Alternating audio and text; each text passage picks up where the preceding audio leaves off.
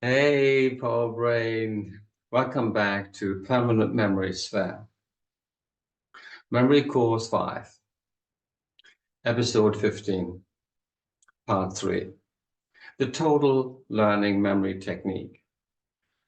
The suggested approach to the following list is to select the one you wish to memorize, organize your permanent memory sphere appropriately, and commence the exercise for remembering them.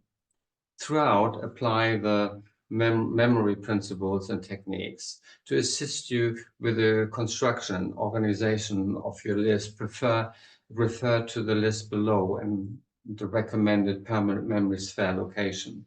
From this point on, it is useful to develop further memory matrices. You can expand your permanent memory sphere for any other list that you find useful, and make a habit of memorizing at least 2 or 3 per year. Should you wish to remember the matrix itself, the Basic 100 can be useful to memorize each keyword in the matrix.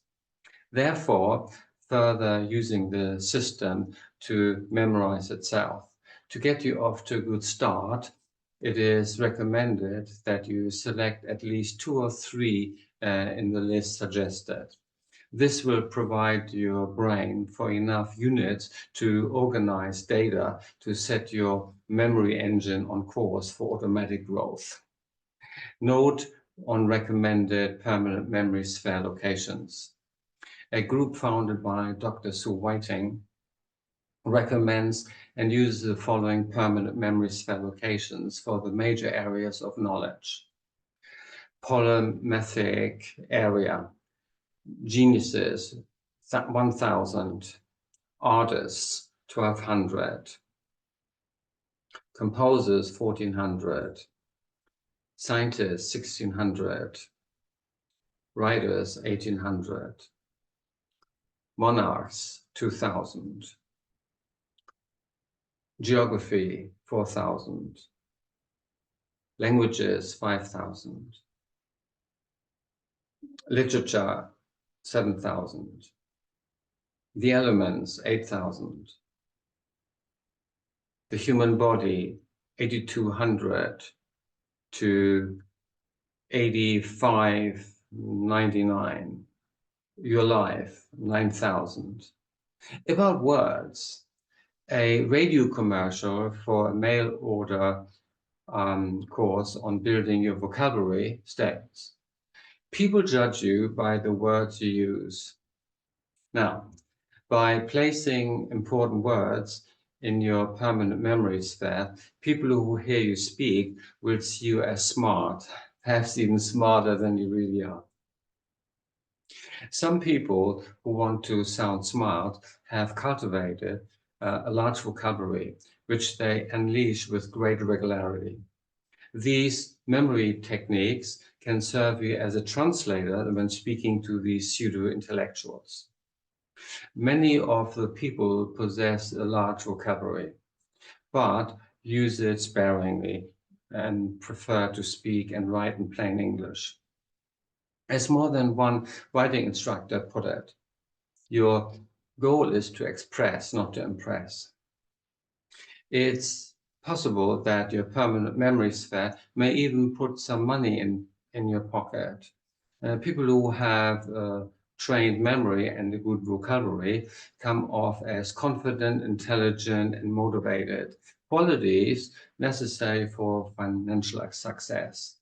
The late motivational speaker Nightingale liked to tell students about a 20-year study of college graduates.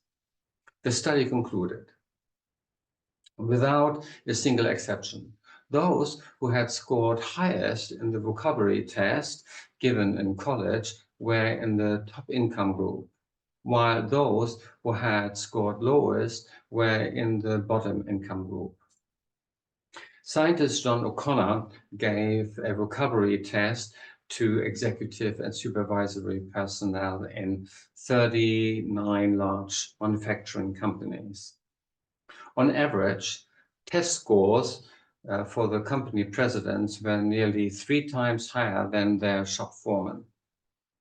Vocabulary researcher Richard C. Anderson and W. E. Nagy write, "One of the most consistent findings of educational research is that having a small vocabulary portends poor school performance, and conversely, having a large vocabulary is associated with school success."